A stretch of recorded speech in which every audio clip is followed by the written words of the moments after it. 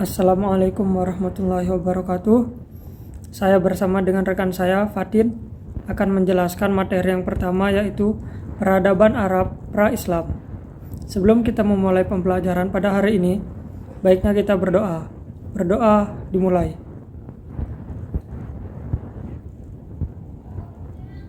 Berdoa selesai. Sebelum saya membahas lebih jauh tentang peradaban Arab pra-Islam, saya akan membahas tentang asal-usul bangsa Arab. Bangsa Arab purbakala adalah masyarakat terpencil sehingga sulit dilacak riwayatnya. Bangsa Arab yang tinggal di Jazirah Arab adalah ras Semit, sedangkan bangsa Arab sendiri merupakan keturunan ras bangsa Kaukasoid. Bangsa Arab terbagi atas dua kelompok besar, yaitu yang pertama Arab Baidah. Bangsa Arab Baidah ialah bangsa Arab yang sudah tidak ada lagi. Di antaranya telah tercatat dalam kitab agama Samawi dan syair-syair Arab, seperti kaum Samud, kaum Ad, Jadis, dan Sam. Yang kedua yaitu Arab Bakiyah. Kelompok ini masih ada hingga saat ini. Kelompok ini terbagi menjadi dua kelompok.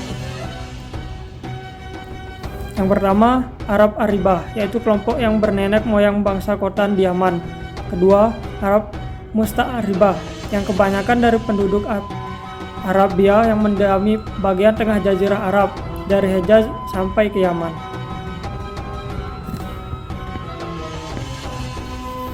Materi yang kedua yaitu tentang kondisi sosial Arab pra-Islam. Ideologi patriarki memberikan otoritas dan dominasi kepada laki-laki dalam kehidupan berumah tangga dan bermasyarakat.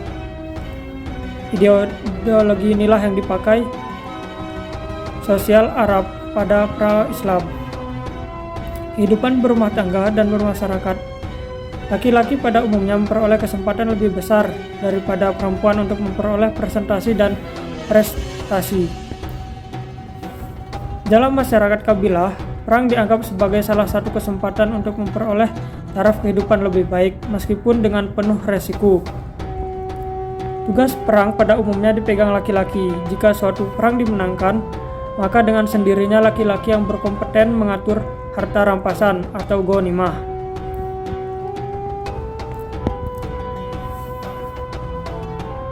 Selanjutnya, kondisi sosial di Arab pra-Islam, adanya pembunuhan bayi.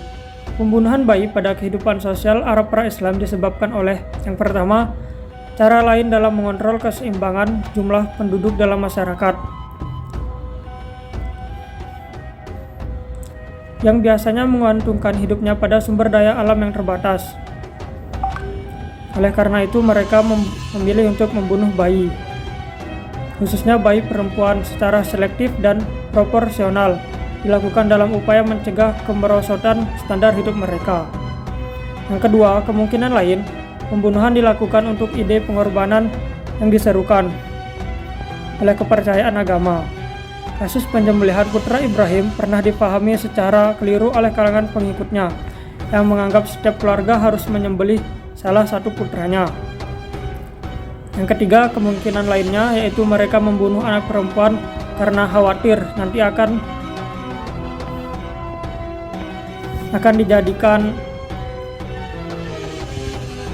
dijadikan tawanan apabila kabilah tersebut kalah dalam peperangan.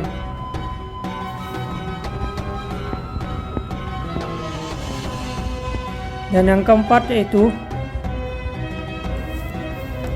apabila seorang perempuan melahirkan anak perempuan, takut aibnya terbuka, karena anak perempuan pada saat itu memiliki hak yang sangat sempit, sehingga tidak bisa membanggakan keluarganya. Namun kebiasaan membunuh bayi tersebut, tidak semua kabilah Arab menyepakati kebiasaan sesat tersebut, hingga kemudian muncullah sosok bernama Sa'sa'ah bin Najiyah al-Tamim, pria yang kelak memiliki cucu seorang penyair terkenal, Al-Farazak tersebut.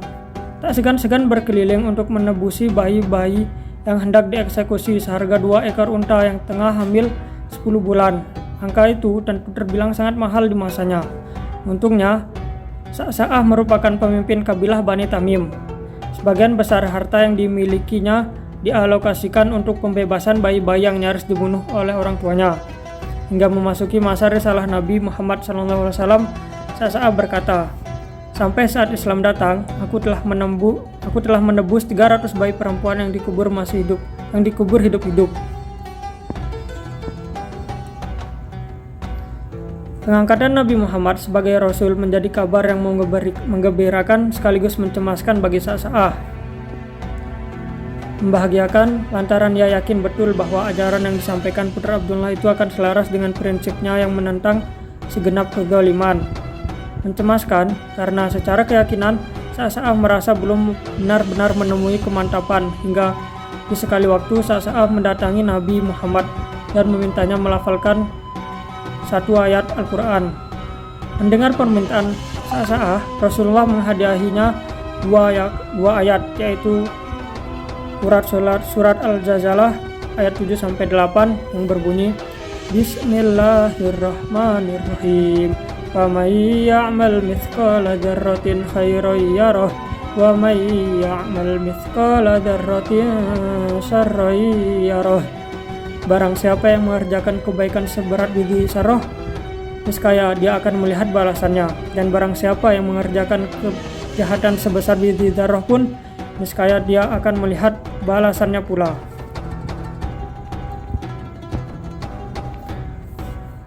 Mendengar ayat tersebut, Sa'sa'ah memerintahkan Nabi untuk berhenti membacakan ayat lain, karena ayat tersebut sudah mampu membukakan hati Sa'sa'ah sehingga dia memeluk Islam.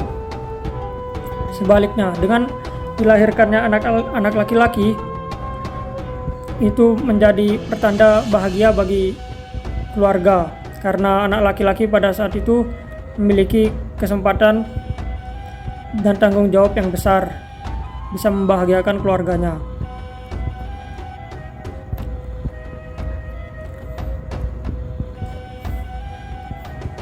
Di dalam peradaban Arab pra-Islam terdapat 5 konsep perkawinan.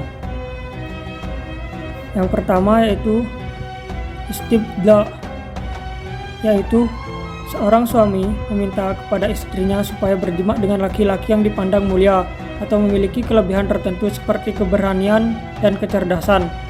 Selama istri bergaul dengan laki-laki tersebut, suami menahan diri dengan tidak berjima dengan istrinya sebelum terbukti bahwa istrinya hamil.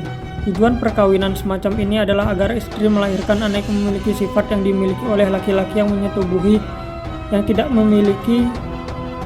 dimiliki oleh suaminya. Seperti seorang suami merelakan istrinya berjima dengan raja sampai terbukti hamil agar memperoleh anak yang berasal dari orang terhormat. Yang kedua yaitu perkawinan poliandri, yaitu beberapa laki-laki berjima dengan seorang perempuan. Setelah perempuan itu hamil dan melahirkan anak, perempuan tersebut memanggil semua laki-laki yang pernah menyetubuhinya untuk berkumpul di rumahnya. Setelah semuanya hadir, perempuan tersebut memberitahu bahwa ia telah dikaruniai anak hasil hubungan dengan mereka. Kemudian perempuan tersebut menunjuk salah satu seorang dari semua laki-laki dan yang ditunjuk tidak boleh menolak. Yang ketiga, maktu, yaitu seorang laki-laki menikahi ibu tirinya setelah bapaknya meninggal dunia. Jika seorang anak ingin mengawini ibu tirinya, dia melemparkan kain kepada ibu tirinya. Namun apabila anak tersebut masih kecil, ibu tiri diharuskan menunggu sampai anak itu dewasa. Setelah dewasa, anak tersebut berhak memilih untuk menjadikannya istri atau melepaskannya. Yang keempat yaitu badal, yaitu tukar menukar istri tanpa bercerai terlebih dahulu dengan tujuan untuk memuaskan hubungan seks dan menghindari kebosanan. Yang kelima yaitu sigor, yaitu seorang wali menikahkan anak atau saudara perempuannya kepada seorang laki-laki tanpa mahar.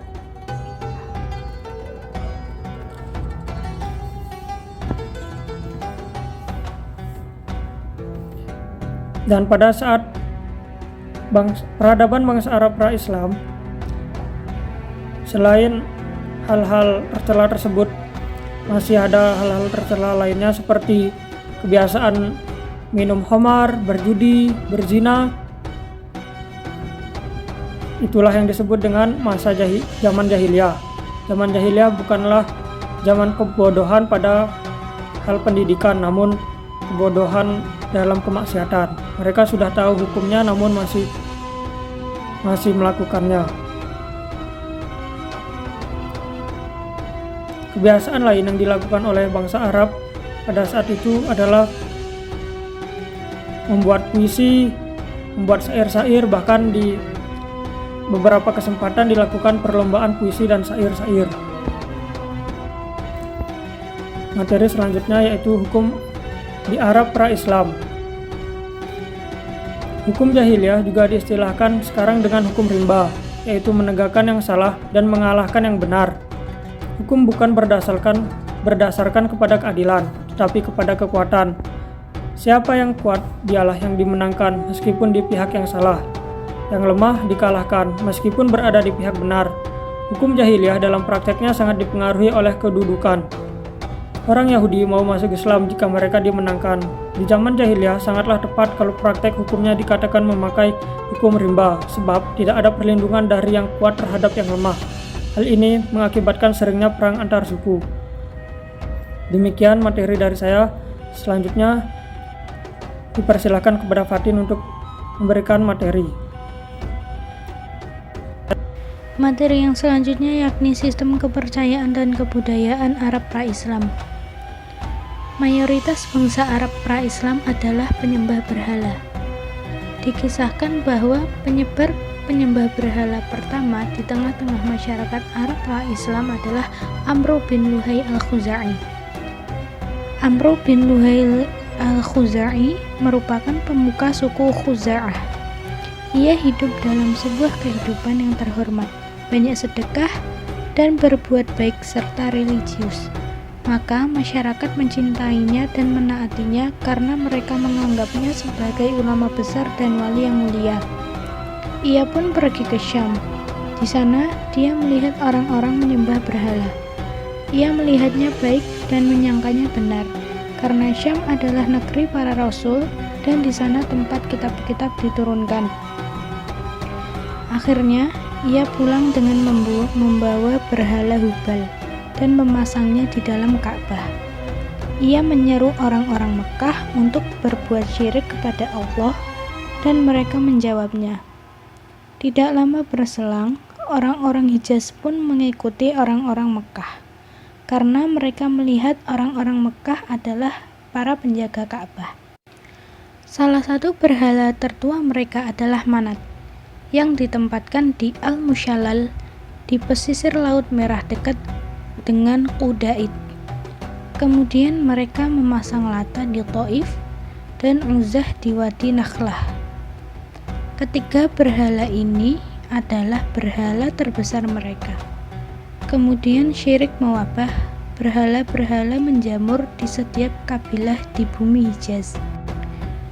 Diceritakan bahwa Amr bin Luhai ini mempunyai khodam jin yang mengabarkan kepadanya bahwa berhala kaum Nuh yaitu Wat, Suwa', Yaguts, Ya'uq, dan Nasr terkubur di bumi Jeddah. Maka Amr menggalinya dan mengeluarkannya lalu membawanya ke Tihamah.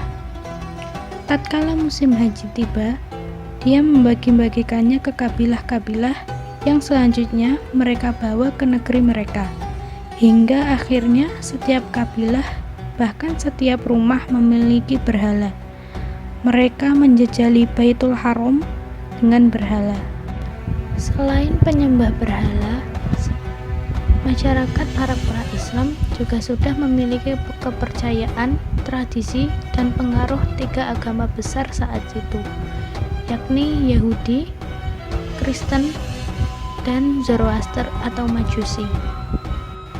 Agama Yahudi menyebar di kalangan sebagian orang-orang Arab melalui kabilah-kabilah Yahudi yang tinggal di Yasrib, Khaybar, dan Taimah. Agama Nasrani masuk ke Jazirah Arab melalui penjajahan orang-orang Habasyah dan Romawi. Penjajahan orang-orang Habasyah pertama atas Yaman di tahun 340 Masehi dan berlangsung sampai 378 Masehi. Agama Nasrani dipeluk oleh orang-orang Arab Ghassan dan kabilah-kabilah Taghlib, Ta'i dan lainnya yang tinggal berdampingan dengan orang-orang Romawi. Bahkan sebagian raja-raja Al-Hirah sudah memeluknya. Selanjutnya, agama Majusi. Agama Majusi menyebar di kalangan orang-orang Arab yang hidup bertetangga dengan orang-orang Persia. Agama ini ada di Irak, Bahrain atau Al-Ahsa, Hajar dan daerah-daerah pesisir Teluk Arab. Agama ini juga dipeluk oleh para tokoh Yaman saat ia dikuasai oleh orang-orang Persia. Materi yang selanjutnya yakni sistem politik bangsa Arab pra-Islam. Bangsa Arab pra-Islam tidak mempunyai sistem pemerintahan yang tetap. Mereka cenderung menggunakan kekuatan diri sendiri dan keluarganya. Mereka hanya bisa loyal kepada kabilah-kabilahnya. Oleh karena itu, mereka tidak akan tunduk ke sebuah kekuatan politik di luar kabilahnya. Kadang, persaingan untuk mendapatkan kursi pemimpin yang memakai sistem keturunan paman kerap membuat mereka bersikap lemah lembut, manis di hadapan banyak orang, seperti bermurah hati, menjamu tamu, menjaga kehormatan, memperlihatkan keberanian, serta membela diri dari serangan orang lain. Hingga tak jarang pula mereka mencari orang yang siap memberikan sanjungan dan pujian tatkala berada di hadapan banyak orang. Terlebih lagi para penyair yang memang menjadi penyambung lidah setiap kabilah pada masa itu, hingga kedudukan para penyair itu sama dengan kedudukan orang yang sedang bersaing mencari simpati.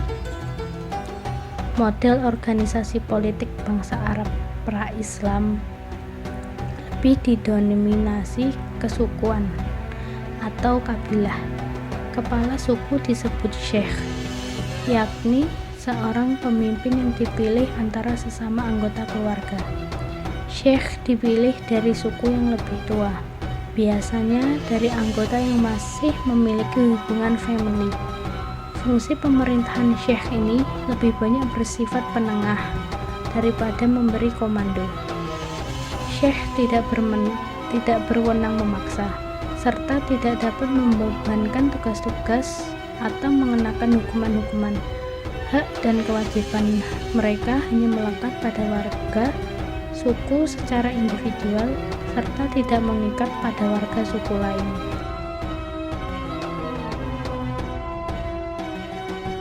Materi yang terakhir yakni sistem ekonomi bangsa Arab pra-Islam. Jazirah Arab terletak pada jalur perdagangan antara Syam dan Tiongkok atau Cina. Kota-kota mereka masih menjadi kota-kota perniagaan sampai kehadiran Nabi Muhammad SAW. Bernard Lewis mengungkapkan bahwa sejak zaman dahulu kala, negeri Arab telah tumbuh menjadi daerah transit antara negeri-negeri di Laut Merah dan Timur Jauh, dan sejarahnya berkembang semakin meluas disebabkan oleh kesibukan lalu lintas antara timur dan barat. Sumber ekonomi utama yang menjadi penghasilan orang Arab jahiliyah atau Arab pra-Islam sendiri sangat dikenal dengan bisnis dan perdagangannya. Perdagangan menjadi darah daging orang-orang Quraisy. Berdasarkan firman Allah, Quran Surat Al-Quraisy ayat 1 dan 2, yang artinya karena kebiasaan orang-orang Quraisy, yaitu kebiasaan mereka bepergian pada musim dingin dan musim panas. Orang Quraisy biasa mengadakan perjalanan terutama untuk berdagang ke negeri Syam pada musim panas dan ke negeri Yaman pada musim dingin. Dalam perjalanan itu, mereka mendapat jaminan keamanan dari penguasa-penguasa dari negeri-negeri yang dilaluinya.